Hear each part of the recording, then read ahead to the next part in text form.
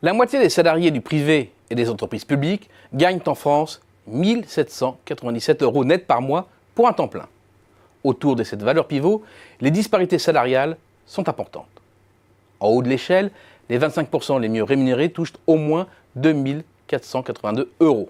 Les 10%, 3 646 et le 1% supérieur, 8 283. Cet éventail des salaires s'explique à la fois par les caractéristiques personnelles du salarié, du poste occupé et des employeurs. Pour se situer dans la partie supérieure, mieux vaut être diplômé. C'est la théorie du capital humain, qui veut que la différence des salaires reflète à la fois l'investissement en formation des salariés tout au long de leur vie, et essentiellement caractérisé par le niveau d'études initiales et l'expérience professionnelle, ainsi que l'ancienneté dans l'entreprise. En moyenne, le salaire horaire brut atteint plus de 26 € pour un salarié diplômé de l'enseignement supérieur de niveau Bac+5, soit un écart de 77% par rapport à un titulaire du bac.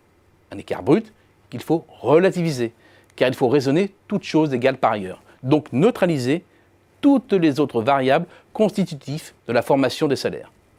En contrôlant l'effet des autres variables, profession, âge, ancienneté, taille de l'entreprise, etc., un Bac+5 gagne 33,4% de plus qu'un non-diplômé, 24% de plus environ que les salariés ayant un baccalauréat ou l'équivalent. Idem pour les autres variables constitutives du capital humain, l'expérience et l'ancienneté. En prenant les valeurs extrêmes, toutes choses égales. Par ailleurs, un salarié de plus de 60 ans dispose d'un salaire supérieur de 27% à celui d'un moins de 30 ans. Et l'écart est de 19% entre un salarié qui a plus de 20 ans de maison et un autre qui en a moins de 2. Les salaires demeurent également étroitement liés à la catégorie socio-professionnelle.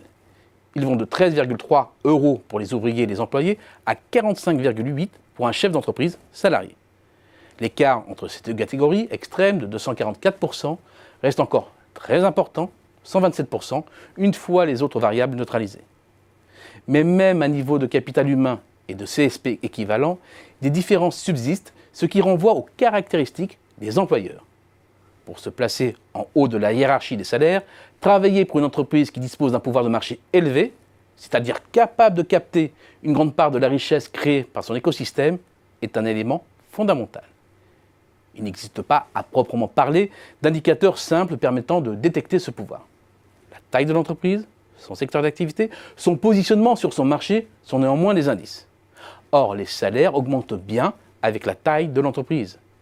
Le niveau du salaire net moyen passe de 1 833 € dans les sociétés de moins de 10 salariés à 2 495 dans les plus importantes.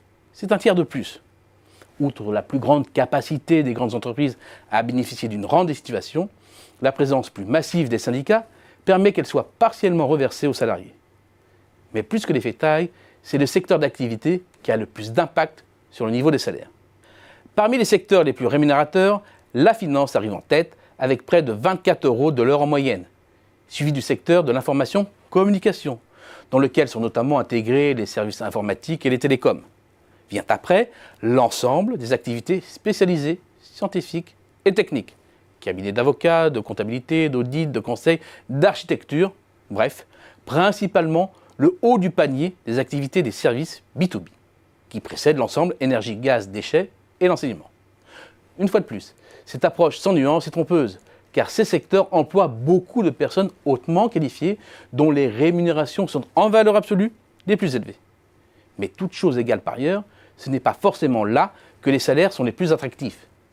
C'est finalement dans les industries extractives que les salaires sont les plus élevés, un secteur d'activité archi-dominé par des firmes multinationales comme Imerys, suivi de la construction, puis de l'ensemble formé de l'énergie, gaz, déchets, emmené par deux mastodontes, EDF et Engie, viennent après la finance et le secteur des transports et de l'entreposage, dominé par des entreprises comme Air France ou la SNCF. La place du BTP peut surprendre, mais c'est un secteur en manque de bras qui doit donc surpayer ses collaborateurs. Finalement, si toutes ces variables expliquent l'ensemble des disparités salariales, 3 sont fondamentales: le diplôme, la catégorie socio-professionnelle et le secteur d'activité.